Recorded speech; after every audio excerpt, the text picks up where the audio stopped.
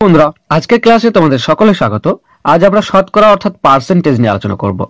Percentage থেকেও বিভিন্ন প্রশ্ন বিভিন্ন পরীক্ষাতে প্রায় আসে, তো এই চ্যাপ্টারটি ভালো করে আমাদের রিভাইজ করা একান্তই প্রয়োজন। শতকরা কি? শতকরা বন্ধু যে শব্দটি থেকে এসেছে সে হলো পার্সেন্ট। ঠিক আছে, দুটি শব্দ, একটি হচ্ছে পার আর একটি হচ্ছে সেন্ট। পার কথার অর্থ হলো প্রতি, আর সেন্ট কথাটা হলো 100।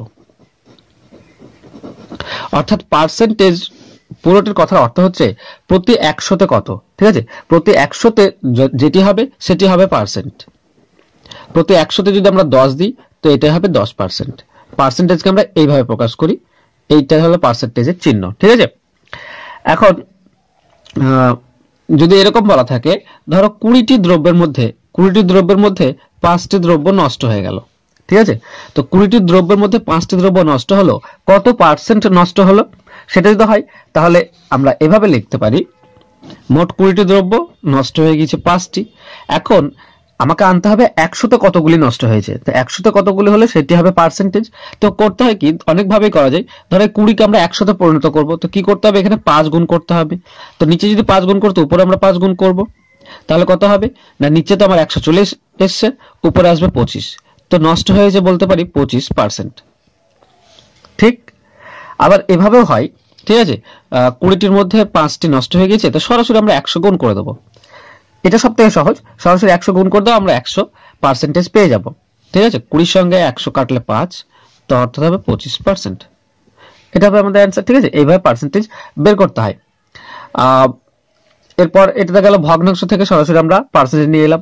এবার যদি পার্সেন্টেজ দেওয়া থাকে, ধরো এরকম দেওয়া আছে 20%, 20% সমান কত, তো আমরা অনুরূপ ভাবে লিখতে পারি আগের মতো, না 20% অর্থাৎ 20/100। ঠিক, অর্থাৎ B% যদি বলা থাকে অর্থাৎ B/100। সিম্পল। এবার অনেক সময় বলে কোন একটি সংখ্যার এত পার্সেন্ট, ধরো 50 এর 5% কত হবে, 50 এর 5%, তো কি হবে না সংখ্যাটির সঙ্গে গুণ হয়ে যায় 5%। অর্থাৎ পার্সেন্টেজকে আমরা এখনই কি করলাম না, 20% থেকে 20/100, তো 5%কে আমরা কি করব 5/100। সেটা তাহলে 50 এর 5% কত আমরা পেয়ে যাব। ঠিক আছে, এটার সঙ্গে এটা কাটলে 2, অর্থাৎ 5 এর 2 বা 2.5। ঠিক আছে, সিম্পল। তো পার্সেন্টেজে প্রচুর ফর্মুলা আছে বা প্রচুর শর্টকাট ট্রিক্স আছে, যেগুলো আমরা বিভিন্ন প্রশ্নের মাধ্যমে জানবো। ঠিক আছে, চেষ্টা কর, তোমাদেরকে বলবো তোমরা নোট ডাউন করে নিতে পারো, কারণ প্রত্যেকটি প্রশ্নই খুব ইম্পর্টেন্ট এবং প্রত্যেকটি ট্রিক্স আমাদের জানা একান্তই প্রয়োজন। তো চলো শুরু করা যাক। প্রথম প্রশ্ন হলো, এক ব্যক্তির পারিশ্রমিক 30% বৃদ্ধি পেলে ওই ব্যক্তি পারিশ্রমিক পান 390 টাকা। ব্যক্তির প্রকৃত পারিশ্রমিক কত, অর্থাৎ 30% বৃদ্ধি হওয়ার আগে তার কত ছিল সেটা আমাদেরকে বের করতে হবে। তো আমরা সবসময় দুই ভাবে বের করব, একটা নর্মাল পদ্ধতিতে আর একটা শর্টকাটে। তো তোমাদের যেটা ভালো লাগবে সেভাবে তোমরা প্র্যাকটিস করবে। ঠিক আছে, এখানে যদি নর্মাল পদ্ধতি করি তো বেড়েছে কত 30%, তো আমরা পারিশ্রমিক ধরে নেব প্রকৃত পারিশ্রমিক 100%। ঠিক আছে, এখন 30% বেড়েছে, অর্থাৎ এখন পারিশ্রমিক কত হয়েছে না 130%, যেহেতু 30% বেড়েছে। ঠিক আছে, তো এই 130% অর্থাৎ এখন পান কত 390 টাকা, তো এখনকার হিসাবে এই 130% সমান হচ্ছে 390 টাকা। আমাকে বের করতে হবে 100% সমান কত। ঠিক আছে, তো 130% সমান 390 টাকা, 1% সমান কত হবে 390 ডিভাইডেড বাই 130, তো 100% সমান 390 ডিভাইডেড বাই 130, আর 100% গুণ হয়ে যাবে। ঠিক আছে, তো শূন্য সঙ্গে শূন্য কাটবো, 13কে 39 দিয়ে কাটলে 3, তো 3 আর 100 গুণ করলে 300 টাকা। এটা হবে আমাদের অ্যান্সার। ঠিক আছে, এটা নর্মাল পদ্ধতিতে গেল, খুব সিম্পল ভাবে বের করা যায়। আর যদি ট্রিক্স মনে রাখতে চাই তো পার্সেন্টেজ যেটা সেটা আমরা এ ধরে নেব। ঠিক আছে, আর যে টাকাটি বেড়েছে, যে টাকাটা এখন পাই সেটা হচ্ছে বি। ঠিক আছে, যদি এরকম হয় তাহলে প্রকৃত পারিশ্রমিক কত হবে,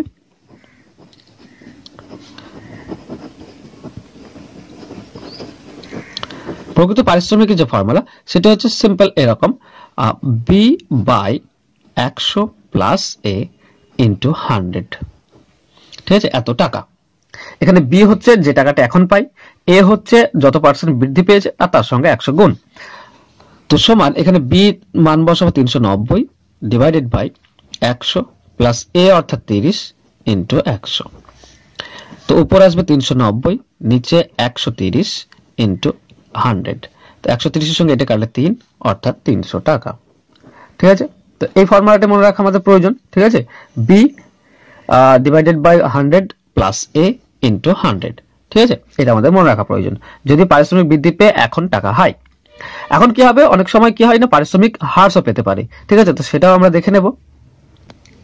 এখানে আছে কোন ব্যক্তির পারিশ্রমিক 20% হ্রাস পেলে পারিশ্রমিক পান 160 টাকা, ব্যক্তির প্রকৃত পারিশ্রমিক কত? তো এটা প্রথমে আমরা নরমাল পদ্ধতি দেখে নেব। ঠিক আছে, তো আমরা পারিশ্রমিক ধরে নেব 100% প্রকৃত পারিশ্রমিক। এখন 20% হ্রাস পেয়েছে, 20% হ্রাস পাওয়া অর্থাৎ 100 থেকে 20% হ্রাস পেয়ে গেলে 80% হবে। এখন সে 80% পায়, এই 80% যদি টাকাতে দেখি তো 160 টাকা।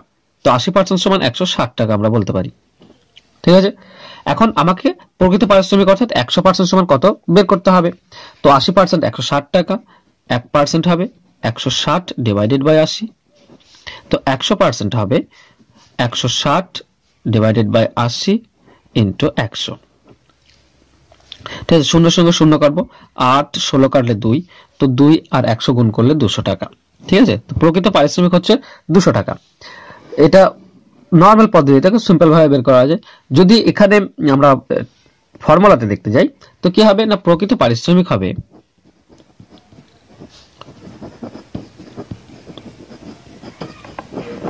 প্রকৃত পারিশ্রমিক সমান এর ফর্মুলা যেটি সেটা হলো বি ডিভাইডেড বাই 100 মাইনাস এ। আগে বৃদ্ধি পেয়েছিল প্লাস এ হয়েছিল, এখানে হ্রাস পেয়েছে তাই মাইনাস এ ইন্টু 100। জাস্ট ফর্মুলাতে আমরা বসাবো, এটি হচ্ছে এ, এটা হচ্ছে বি। ঠিক আছে, তো বি হচ্ছে 160 মাইনাস 100 আর এটা হচ্ছে 20, তো 100 থেকে 20 বাদ দিলে 80 ইন্টু 100। তাহলে 80 সঙ্গে এটা কাটলে 2 সমান 200 টাকা। এটি হবে আমাদের অ্যান্সার। ঠিক আছে, তো এই ফর্মুলাটা আমাদের মনে রাখতে হবে, তাহলে খুব সহজে আমরা সিম্পল ভাবে বের করতে পারবো। যাব আমরা নেক্সট প্রশ্নে। পরের প্রশ্ন হলো, যদি কয়লার মূল্য 20% বৃদ্ধি পায় তবে খরচ একই রাখতে কয়লার ব্যবহার শতকরা কত কমাতে হবে? এই ধরনের প্রশ্ন বিভিন্ন পরীক্ষাতে আসে। ঠিক আছে, তো এরও শর্টকাট ট্রিক্স আমাদের জানা একান্তই প্রয়োজন। ঠিক আছে, প্রথমে আমরা নরমাল পদ্ধতি করব। এখানে বলা হয়েছে কয়লার মূল্য 20% বৃদ্ধি পেয়েছে, এবার খরচ আমাকে যদি একই রাখতে হয় তাহলে ব্যবহার আমরা কত কমাবো। তো আমরা ধরে নেব যে 100 টাকায় পাওয়া যায় 100 কেজি কয়লা। ঠিক আছে, এখন যেহেতু দাম 20% বৃদ্ধি পেয়েছে, তো এখন দাম হয়ে গিয়েছে কত না 20% অর্থাৎ 120 টাকা হয়ে যাবে। ঠিক আছে, 100 টাকার 20% অর্থাৎ 20 টাকা, তো 120 টাকা। তো আগে 100 টাকায় পাওয়া যেত 100 কেজি, এখন 120 টাকায় পাওয়া যায় 100 কেজি। ঠিক আছে, তো আমাকে দাম আমাকে একই রাখতে হবে, অর্থাৎ 100 টাকায় কত সেটাই আমাকে বের করতে হবে। ঠিক আছে, 100 টাকায় আমরা খরচ করব। তো এখানে যদি 100 টাকা খরচ করি তো ক টাকা আমার এক্সট্রা না 20 টাকা। তো 20 টাকাতে কত 20 টাকা এখানে কমাবো, এখানে 20 টাকা কমালে কত কয়লা কমবে সেটি আমাকে বের করতে হবে। ঠিক আছে, তো 20 টাকাতে কত কয়লা পাওয়া যাচ্ছে এখন সেটি আমরা বের করব। ঠিক আছে, তো এটা আমরা বলতে পারি 120 টাকায় পাওয়া যায় 100 কেজি, তো 20 টাকায় কত পাওয়া যায় সেটি আমাদের বের করতে হবে। 120 টাকায় পাওয়া যায় 100 কেজি কয়লা, তো 1 টাকায় পাওয়া যাবে 100 ডিভাইডেড বাই 120। তো 20 টাকায় কত পাবো, 20 টাকায় পাবো 100 ডিভাইডেড বাই 120 ইন্টু 20। তো 20 সঙ্গে 120 কাটলে 6, 2 দিয়ে কাটলে 3, 2 দিয়ে কাটলে 50, অর্থাৎ 50 ডিভাইডেড বাই 3। যদি আমরা পূর্ণ করি তো 16 3 48 2, তো হচ্ছে 16 পূর্ণ 2.3%। এই এত পরিমাণ কয়লা আমাকে কমাতে হবে ব্যবহার, তাহলে আমাদের মানে টাকাটা ঠিক থাকবে, খরচটা একই থাকবে। তো এটা তো নরমাল পদ্ধতিতে গেল। এবার যদি আমরা ট্রিক্সের মাধ্যমে করি বা ফর্মুলার মাধ্যমে তাহলে কি হবে, যেহেতু এই একটি আছে এটাকে আমরা এক্স ধরে নেব। ঠিক আছে, এক্স বা এ বা বি যা ইচ্ছা ধরতে পারো ওটা আছে। তো ফর্মুলা এরকম হবে, কত ব্যবহার কমাতে হবে সমান হবে A divided by 100 plus A into 100%। ঠিক আছে, জাস্ট আমাদের অ্যান্সার চলে আসবে। এখানে এ হচ্ছে একটি 20 বা এক্স যেটাই ধরতে পারো, তো এখানে 20 ডিভাইডেড বাই 100 প্লাস 20 ইন্টু 100। তো আমরা পাচ্ছি উপরে 20 নিচে 120 ইন্টু 100। তো 20 সঙ্গে এটি কাটলে হয় 6, 2 দিয়ে কাটলে 3, 2 দিয়ে কাটলে 50, অর্থাৎ সেই 50/3 আসছে, 50/3। তো পূর্ণ করলে 16.23%। এটা হবে আমাদের অ্যান্সার। ঠিক আছে, তো এই ফর্মুলাটা আমরা মনে রাখবো। যদি খরচ একই রাখতে হয়, বৃদ্ধি পেলে এখানে প্লাস হয়েছে। ঠিক আছে, বৃদ্ধি পেলে এখানে plus a divided by 100 plus a into 100%, আমাদের অ্যান্সার চলে আসবে। এবার এখানে কয়লার দাম বৃদ্ধি পেয়েছে, অনেক সময় কি হয় না, কয়লার দাম হ্রাসও পাই। তাহলে খরচ একই রাখতে কত ব্যবহার বাড়াবো সেটি একবার দেখে নেব। পরের প্রশ্ন হলো, যদি কয়লার মূল্য 20% হ্রাস পায়, তবে খরচ অপরিবর্তিত রাখতে কয়লার ব্যবহার শতকরা কত বাড়াতে হবে। ঠিক আছে, আগেটি বৃদ্ধি পেয়েছিল তো খরচ কমাতে হয়েছিল, এখানে মূল্য হ্রাস পেয়েছে তো ব্যবহার আমাকে বাড়াতে হবে। তো কত বাড়াতে হবে সেটি আমাকে বের করব। দেখো এখানেও আমরা ধরে নেব যে 100 টাকায় পাওয়া যায় 100 কেজি। এখন মূল্য হ্রাস পেয়েছে, অর্থাৎ মূল্য কমে গিয়েছে। তো মূল্য এখন কত হয়েছে না, 20% হ্রাস, অর্থাৎ 20 টাকা কমে গিয়েছে, অর্থাৎ এখন কত পাওয়া যায় 80 টাকায়। তো 80 টাকায় কত পায়, এখন 80 টাকায় পাওয়া যায় 100 কেজি। এখন আমার যদি অপরিবর্তিত রাখতে হয় খরচ, অর্থাৎ খরচ যদি আমাকে 100 টাকায় রাখতে হয়, তাহলে কত টাকায় বাড়াতে হবে। দেখো 80 টাকায় পাওয়া যায় 100 কেজি, তো আরো 20 টাকায় কত পাবো সেটি আমরা বের করব। তাহলে আমাদের খরচ একই থাকবে। ঠিক আছে, সেটি বাড়াতে হবে। তো এভাবে লিখতে পারি, 80 টাকায় পাওয়া যায় 100 কেজি, 1 টাকায় পাওয়া যাবে 100 ডিভাইডেড বাই 80। তো 20 টাকায় পাওয়া যাবে 100 ডিভাইডেড বাই 80 ইন্টু 20। 20 সঙ্গে এটা কাটলে 4, 4-এর সঙ্গে এটা কাটলে 25, তো 25%। আমরা 25% ব্যবহার বাড়াতে হবে, তবে হবে আমাদের খরচ একই থাকবে। ঠিক আছে, এবার এক্ষেত্রে যদি আমরা ট্রিক্সটি বা সিম্পল ফর্মুলাটা দেখি, সেটি কি হবে, যেহেতু হ্রাস পেয়েছে তো আগের ফর্মুলার মতনই হবে, a divided by 100 minus a into 100। ঠিক আছে, যেহেতু পার্থক্য সেটি হলো মাইনাস, যেহেতু হ্রাস পেয়েছে তাই নিচে মাইনাস, আর বাকিটি সেম আছে। তো এখানে মান বসাবো, a হচ্ছে এখানে 20%, তো 20 ডিভাইডেড বাই 100 মাইনাস 20 ইন্টু 100 সমান 20 ডিভাইডেড বাই 80 ইন্টু 100। তো 20-এর সঙ্গে এটা কাটলে 4, 4-এর সঙ্গে 100 কাটলে 25, তো আমাদের অ্যান্সার হবে 25%। এটা হবে আমাদের অ্যান্সার। ঠিক আছে, খুব সিম্পল, এই ফর্মুলাটি আমাদের মনে রাখতে হবে। যাব আমরা নেক্সট প্রশ্নে। পরের প্রশ্ন হলো, একটি বইয়ের দাম 80 টাকা, পরপর দুবার 10% ও 20% দাম বৃদ্ধি করে বিক্রয় মূল্য নির্ধারণ করলে বইটির বিক্রয় মূল্য কত হবে। অর্থাৎ 80 টাকা তার দাম, এখন প্রথমে 10% বৃদ্ধি করেছে, তারপরে আবার তাকে 20% বৃদ্ধি করেছে, তারপর বিক্রয় মূল্য নির্ধারণ করা হয়েছে। তো বিক্রয় মূল্য কত হবে সেটি আমাকে বের করতে হবে। তো কিভাবে করতে পারি, দেখো 80 টাকা প্রথমে 10% বেড়েছে, অর্থাৎ আমরা এরকম লিখতে পারি 80 টাকার 10% অর্থাৎ 80 ইন্টু 10/100। ঠিক আছে, তো 10-এর সঙ্গে এটি কাটলে 10, আর 10-এর সঙ্গে 80 কাটলে 8, তো বেড়েছে কত 8 টাকা প্রথমবার। তো প্রথমবার 8 টাকা বেড়ে কত হয়েছে না, 80 টাকা ছিল, তার সঙ্গে 8 টাকা বেড়েছে, অর্থাৎ হয়েছে 88 টাকা। এখন এর আবার 20% বেড়েছে, তো এর 20% অর্থাৎ 88 ইন্টু 20/100, এর 20% অর্থাৎ এর সঙ্গে এটি কাটলে 5, তো 5-এর সঙ্গে এটি কাটলে 5, 5 1 5 থাকে 3 38, 5 7 35 থাকে 3.6, বেড়েছে কত 17.6 টাকা। ঠিক আছে, তো আগে ছিল 88 টাকা, আর এখন বেড়েছে 17.6 টাকা। তো টোটাল কত হলো বিক্রয় মূল্য, 0.6 15 5 1 9 10 105.6 টাকা। এটি হচ্ছে অ্যান্সার। ঠিক আছে, এভাবে যদি না করি আরো একটা পদ্ধতি করতে পারি, নর্মাল পদ্ধতিতে। দেখো 80 টাকার কত পার্সেন্ট, প্রথমে 10%, 10% অর্থাৎ কত 100 আর 10 অর্থাৎ 110 ডিভাইডেড বাই 100। ঠিক আছে, এই পুরোটির আবার কি হয়েছে না 20% বেড়েছে, 20% অর্থাৎ 120 হবে, তো 120 ইন্টু 100 আমাদের অ্যান্সার চলে আসবে। ঠিক আছে, তো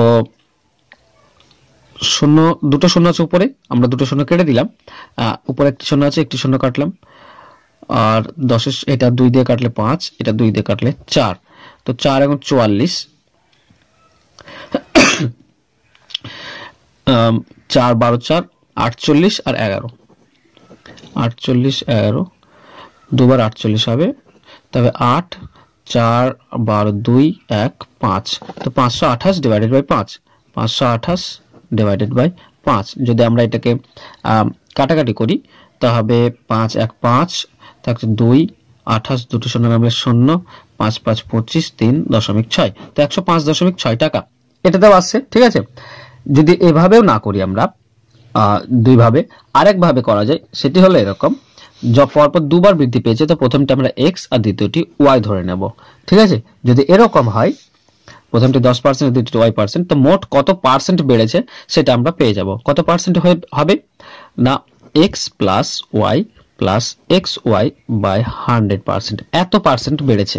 ঠিক আছে, 80 টাকার এত পার্সেন্ট বেড়েছে। তো এত পার্সেন্ট সমান কত, যেহেতু প্রথমে 10% 10, তারপর 20% 20 প্লাস 10 ইন্টু 20 ডিভাইডেড বাই 100, উপরে দুটো শূন্যের জন্য নিচে দুটো শূন্য কেটে যাবে। তো এখানে হবে 10 30 প্লাস এখানে 2 1 2, অর্থাৎ 32% বেড়েছে। ঠিক আছে, তো 32% সমান কত সেটা আমরা বের করে নেব। 80 টাকার 32% কত হবে, তো 80 ইন্টু 32 ডিভাইডেড বাই 100, শূন্য কাটবো, 5 দিয়ে কাটলে 2 দিয়ে কাটলে 5, এটা 2 দিয়ে কাটলে 4, তো 4 2 8, 4 3 12, 12 4 3 12 ডিভাইডেড বাই 5। তো এটা যদি আমরা দশমিকে নিয়ে আসি তো কত হবে, 5 2 10, তাহলে 2 28, 5 5 25.6 এত টাকা। ঠিক আছে, 25.6 টাকা। তো আগে বেড়েছে এটা, তো ছিল কত দাম 80 টাকা, সেই সঙ্গে বেড়েছে 25.6 টাকা, তো টোটাল হয়ে যাবে 105.6 টাকা। তো যেভাবে ইচ্ছা আমরা বের করতে পারি। ঠিক আছে, নরমাল পদ্ধতিতে খুব সহজে বের করতে পারি, বা এভাবে, কিংবা ফর্মুলা বসিয়ে এভাবে।